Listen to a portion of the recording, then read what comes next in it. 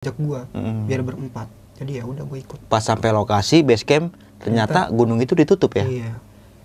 Oke, akhirnya lu lewat jalur samping lah ya.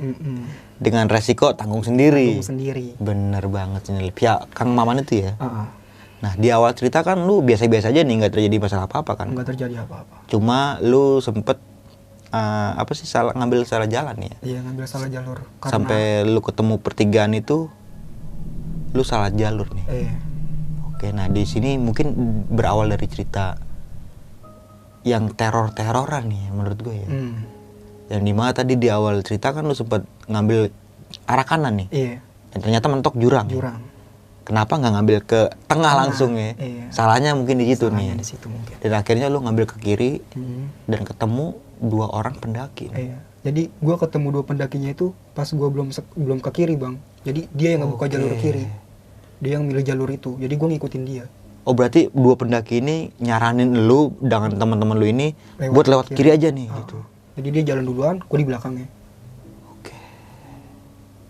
Nah, tadi kan sempat lu bilang nih bos aja kayak tikungan patah gitu mungkin ya. Iya. Dan lu berada di belakang nih. Di belakang. Jelas dong kelihatan semua. Jelas Dari banget. 2 orang pendaki itu dan 3 orang temen lu ya. Iya, jelas dan banget. lu di belakang. Iya. Tapi pas lu setelah lewatin tebing gitu hilang. Nggak ada dia. Berdua nggak ada. Gua nggak tahu dia kemana. Jaraknya nggak mungkin lama dong, paling cuma beberapa detik mungkin. Iya. Jadi pas dia belok, kita udah pada belok juga. Tapi nggak ada. Pas belok udah plong gitu aja, udah nggak ada orang. Udah jalur aja gitu, lurus. Oke. Gue juga bingung. Tapi di situ lu belum berpikir macam-macam apa gimana itu? Masih Gue mikirnya kayak ya udah gitu, mungkin emang dia cepet jalannya. Dan lu berpikir masih positif ya? Masih mungkin positif. cepat jalannya, mungkin dia udah di depan nih. Dan akhirnya lu nyusul tuh. Nyusul. Tapi ternyata nggak ada juga nih. Nggak ada. Jalan yang lu lalui itu mentoknya jurang juga. Oke. Tapi gua setuju juga sih sama keputusan lu yang ketika lu nyasar kayak gitu lu kembali ke tempat awal lu lagi nih. Iya. Yang dimana di sungai itu ya. Kita harus mutusin ke sungai lagi nih. Iya. Tapi sebelum lu berbalik gitu, lu ketemu 2 orang ini lagi nih. Ketemu pas gue kita baru jalan, itu dia muncul di depan kita. Oke. Nggak tahu munculnya dari mana, tapi tiba-tiba ada di jalur itu. Dan salah satu temennya ini nyaranin jalurnya ke arah sana. Iya. Dan itu jurang. Jurang. Nah kan tadi kan sempat bilang dia sambil jalan begitu, dia sempat ketawa nih. Ketawanya itu kayak ketawa senang apa gimana tuh? Ketawanya ketawa gimana ya? Ketawanya nggak kayak ketawa orang biasa, Bang.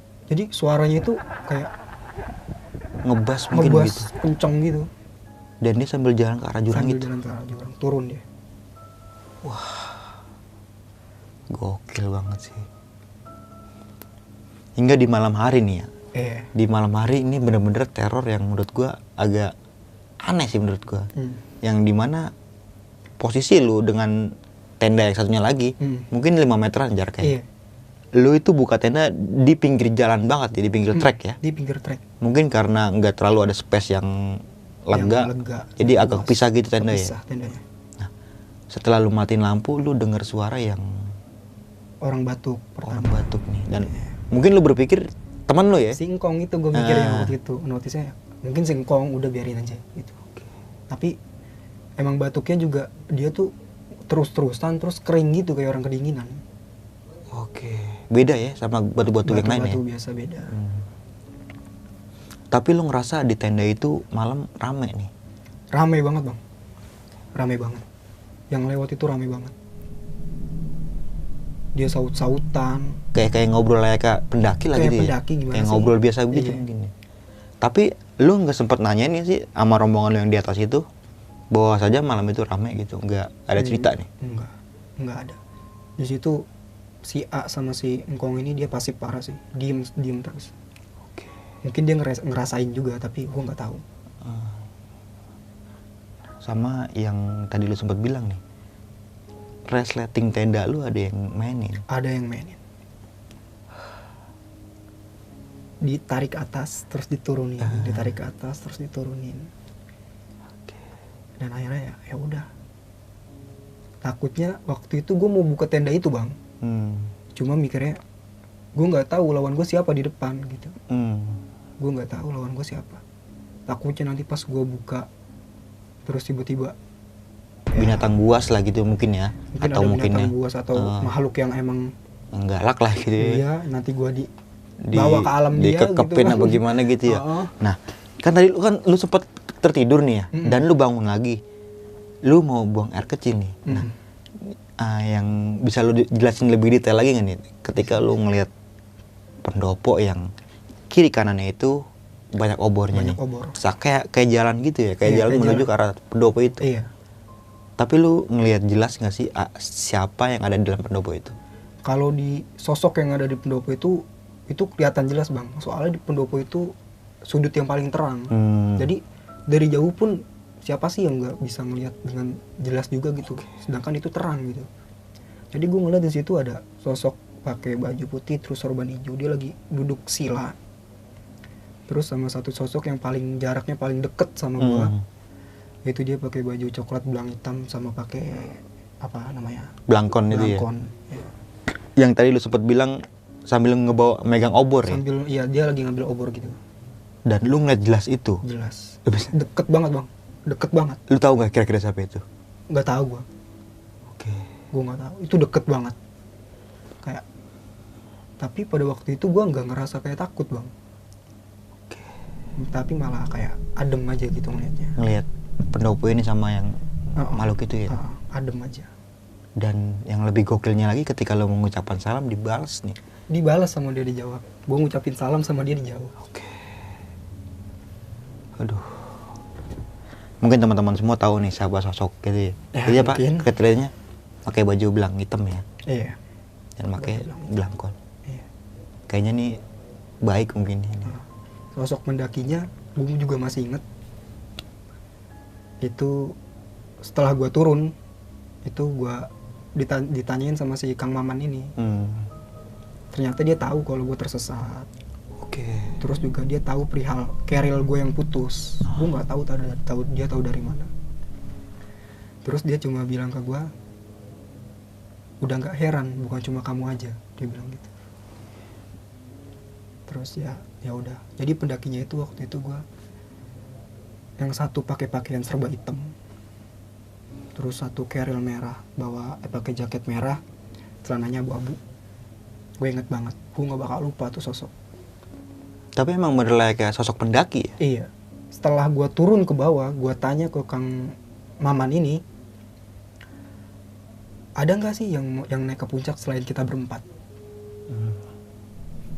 Dia bilang nggak ada.